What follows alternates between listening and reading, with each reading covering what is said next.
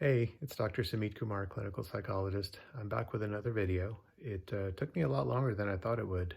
Honestly, the whole pandemic has been quite a busy time for a lot of us in healthcare, and there's been a lot going on. And part of what I've been doing is trying to, at least remotely, communicate with some of our frontline healthcare staff and giving them some tips about how to manage some of the challenges of working with COVID patients.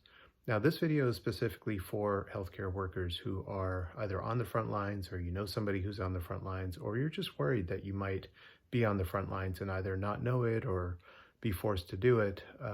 There's a lot of very intense feelings, a lot of intense experiences. A lot of us have colleagues that have shared what they've experienced with this virus, what it does to people, what it does to us, and what it does to those of us at the bedside who have to bear witness to this. And some of you watching may have been telling those stories and been the tip of the spear in caring for this. And this video is really meant for you or for people like you or people that you feel may benefit from it. So first off, this is a very challenging illness to care for. This is a very challenging illness to treat, and even more so, the nature of it is very isolating. And one of the things I think it's safe to say is that for those of us who are bearing witness in caring for people and caring for our frontline staff, this can be very traumatic. It is, I don't think, dramatic to use that word. I think it's helpful to use that word because there's a lot of research and a lot of experience that we have with trauma and how it affects us. And so if we are willing to embrace it for what it is, this is traumatic, we can perhaps use some of these tools that have been very hard fought and difficult resources that have been mobilized to help us.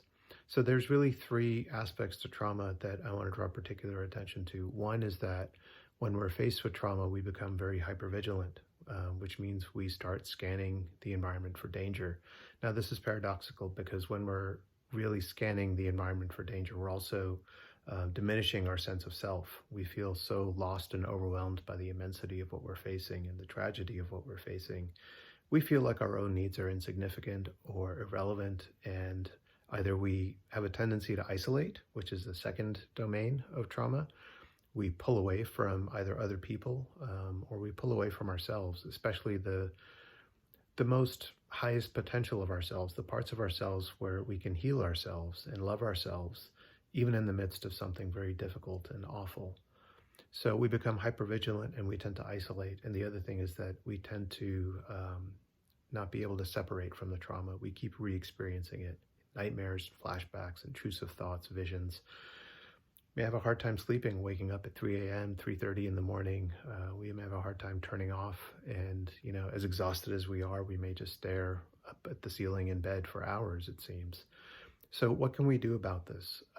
Well, one thing I would propose is try not too hard to think your way out of it. One of the hallmarks of trauma is that it kind of shuts down our capacity to think very clearly. What I think is more helpful is just become aware of the body, become aware of different parts of your body. If you're at work, you can do this by just becoming aware of your feet or your hands. If you're wearing a mask, an N95 mask or surgical mask that many of us are required to wear in hospitals now, what you can do is just start becoming aware of your breath. And that's really the simplest, most effective thing that I've come up with that I can think of to do portably. Now, when you're entering notes in the electronic medical record, I think it's a good idea to kind of use this as a cue to become aware of your breath. And also when you're transitioning home, whether it's in a car or subway or something like that, before you come into the house, just spend a few minutes becoming aware of your breath. The simplest way to do this is what's called box breathing, where you inhale for a count of 4, hold it for a count of 4, and exhale for a count of 4. So you're building a box out of 4 breaths. So inhale for 4, hold for 4, and exhale for 4. And wait for 4. Inhale for 4, hold for 4, exhale for a count of 4. And pause And just being able to pause from time to time with your breath makes you more aware of your body. You can help disrupt that stress response, which is part of the trauma response. And it can really help to replenish yourself, even if it's just a little bit. This is the other aspect of trauma, is that it gives us a sense of futility, that there's nothing we can possibly do to cope with the immensity of something so awful and so tragic.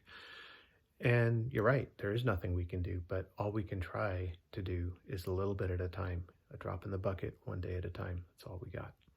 And please remember, as isolating as this experience is, and as isolating as this can be, none of us are really alone. All we have to do is reach out, maybe dig past the voices that tell us that we're all alone and everything that we do is futile.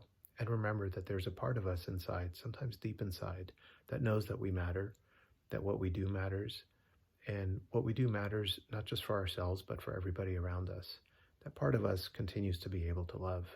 And it's important to use our breath to shine some of that loving awareness onto ourselves. Thank you for watching, and best wishes for you. Stay safe and good luck.